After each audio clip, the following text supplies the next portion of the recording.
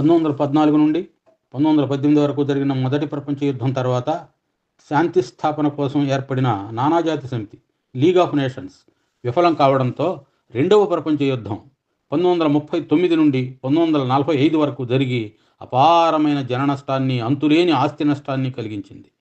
ఇలాంటి యుద్ధాలు భవిష్యత్తులో జరగకూడదని, యుద్ధాలను ఆపాలనే ప్రాథమిక లక్ష్యంతో అంతర్జాతీయ స్థాయిలో స్థాపించబడిన సంస్థే ఐక్యరాజ్య సమితి, United Nations of organization, simply called as UNO. 1945 సంవత్సరం అక్టోబర్ 24వ తేదీన ఐక్యరాజ్య సమితి ఆవిర్భవించింది. అందువల్ల ప్రతి సంవత్సరం అక్టోబర్ 24వ తేదీన ఐక్యరాజ్య సమితి దినోత్సవం జరుపుకుంటున్నాం. యుద్ధాలు జరగకుండా ఆపడం, అంతర్జాతీయ శాంతి మరియు భద్రతను కాపాడడం, నిరాయుధీకరణ, దేశాల మధ్య జరిగే సంఘర్షణలు పరిష్కరించి స్నేహ సంబంధాలు పెంపొందించడం వంటి లక్ష్యాలతో యుఎన్ఓ స్థాపించబడింది. ఐక్యరాజ్య సమితి జనరల్ అసెంబ్లీగా పిలువబడే సర్వప్రతినిధి సభ, భద్రతా మండలి, ధర్మకర్తృత్వ మండలి, ఆర్థిక సాంఘిక మండలి, అంతర్జాతీయ న్యాయస్థానం, ఐరాసా సచివాలయం అనే 6 అంగాలతో కూడి ఉంది. యునెస్కో, యూనిసెఫ్, డబ్ల్యూహెచ్ఓ, ఐఎల్ఓ వంటివి ఐరాసా అనుబంధ సంస్థలుగా ఉండి ప్రపంచ ప్రజలకు ఉపయోగపడుతున్నాయి. సర్వప్రతినిధి సభలో ఐక్యరాజ్య సమితిలో ప్రవేశించిన అన్ని దేశాలకు సభ్యత్వం ఉండగా, భద్రతా మండలిలో మాత్రం 15 దేశాలకు మాత్రమే సభ్యత్వం ఉంది. అందులో 10 దేశాలు 2 ఏళ్లకోసారి ఎన్నికల ద్వారా సభ్యత్వం పొందగా 5 దేశాలు వీటో అధికారం కలిగి శాశ్వత సభ్య దేశాలుగా ఉన్నాయి. అవి America, Russia, China, Britain, France. ప్రస్తుతం 193 దేశాలు ఐక్యరాజ్య సమితిలో సభ్య దేశాలుగా ఉన్నాయి. ఐక్యరాజ్య సమితి ఈ 80 ఏళ్లలో ఎన్నో విజయాలు సాధించిన ఎన్నెన్నో వైఫల్యాలు కూడా ఉన్నాయి. దేశాల మధ్య ఉద్రిక్తతలు కట్టడి చేసి ఇప్పటి వరకు 3వ ప్రపంచ యుద్ధం రాకుండా ఆపగలగడం యుఎన్ఓ సాధించిన గొప్ప విజయమని చెప్పవచ్చు. నడపాదడపా యుద్ధాలు జరుగుతున్నా శత్రు దేశాలపై అణుబాంబు ప్రయోగాలు చేయకుండా యుద్ధం చేయడం యుఎన్ఓ చేసిన కట్టడి అని చెప్పవచ్చు. ప్రపంచవ్యాప్తంగా పోలియో వ్యాధి నిర్మూలనకు యుఎన్ఓ చేసిన కృషి అనుపమానం. 50 దేశాల్లో ఆకలితో పోరాడడానికి $1 బిలియన్ ఖర్చు చేసి 59 మిలియన్ల మంది ఆకలి తీర్చింది యుఎన్ఓ. మహిళా సాధికారతను పెంచడానికి 189 దేశాలు కలిసి మహిళల హక్కులను ప్రోత్సహించి అమలుపరిచేందుకు ఒక ఎజెండాను రూపొందించింది యుఎన్ఓ. ఇలా ఎన్నో విజయాలు సాధించిన యుఎన్ఓ అనేక విషయాల్లో విఫలమైంది. అమెరికా, రష్యాల మధ్య ప్రచ్ఛన్న యుద్ధం ప్రారంభం కావడంతో ప్రపంచ శాంతిని పరిరక్షించే యుఎన్ఓ లక్ష్యం ప్రారంభంలోనే కష్టమైంది. 1948లో మొదలైన ఇజ్రాయిల్ పాలస్తీనా యుద్ధాన్ని ఆపలేకపోయింది.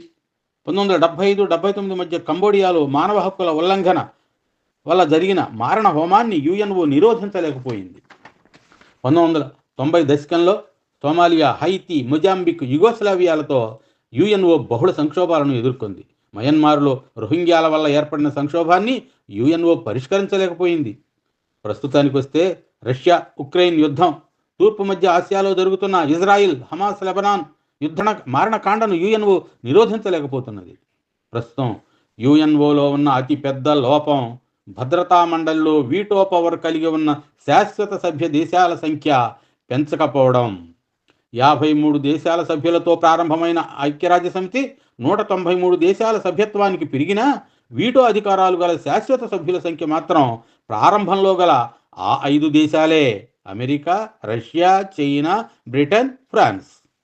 54 దేశాలున్న పెద్దదైన ఆఫ్రికా ఖండంలో ఒక్క దేశానికైనా భద్రతా మండలిలో చోటు లేదు. కానీ చిన్నదైన ఐరోపా ఖండంలో గల బ్రిటన్, ఫ్రాన్స్ 2 దేశాలకు భద్రతా మండలిలో శాశ్వత సభ్యత్వంతో పాటు వీటో పవర్ కలిగి ఉన్నాయి. శాశ్వత సభ్యత్వ హోదా కలిగిన ఆ 5 దేశాలు మిగతా ప్రపంచానికి నియమ నిబంధనలు బోధిస్తూ, పెత్తనం చేస్తూ స్వార్థానికి వీటో పవర్ను వాడుకుంటున్నాయనే విమర్శలు కూడా ఉన్నాయి. ప్రస్తుతం అంతర్జాతీయ ప్రాధాన్యత పొంది గ్రూప్ ఆఫ్ 4 G4గా వ్యవహరింపబడుతున్న భారత్, బ్రెజిల్, జర్మనీ, జపాన్లలో ఏ ఒక్క దేశానికి భద్రతా మండలిలో శాశ్వత హోదా లభించకపోవడం శోచనీయం. ప్రపంచంలో అతిపెద్ద ప్రజాస్వామ్య దేశం, ప్రపంచంలో 3వ పెద్ద సైనిక బలం గల దేశం, రాబోయే రోజుల్లో 3వ అతిపెద్ద ఆర్థిక వ్యవస్థగా ఎదగడానికి పరుగులు తీస్తున్న దేశం అయిన భారతదేశానికి భద్రతా మండలిలో శాశ్వత సభ్యత్వం ఇవ్వాలనే ప్రతిపాదనకు అనేక దేశాల నుండి విస్తృత మద్దతు లభిస్తున్నా చైనా మాత్రం మోకాలడ్డుతోంది. భద్రతా మండలిలో శాశ్వత సభ్యుల సంఖ్య తాత్కాలిక సభ్యుల సంఖ్య పెంచాలని 2008లోనే తీర్మానించిన నేటికి అడుగు ముందుకు పడడం లేదు. ఇప్పటికైనా భారత్ ఇతర G4 దేశాలకు శాశ్వత సభ్యత్వం కల్పిస్తేనే భద్రతా మండలి నేటి ప్రపంచానికి ప్రతీకగా నిలుస్తుంది.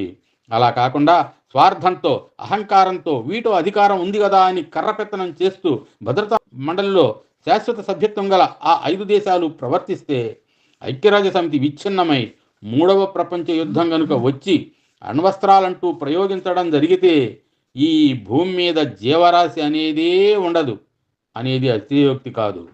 అందువల్ల ప్రపంచ క్షేమం కోసం ఐక్యరాజ్య సమితి భద్రతా మండలిలో అర్హులకు శాశ్వత సభ్యత్వం కల్పించడం మానవాళికి ఎంతో శ్రేయస్కరం.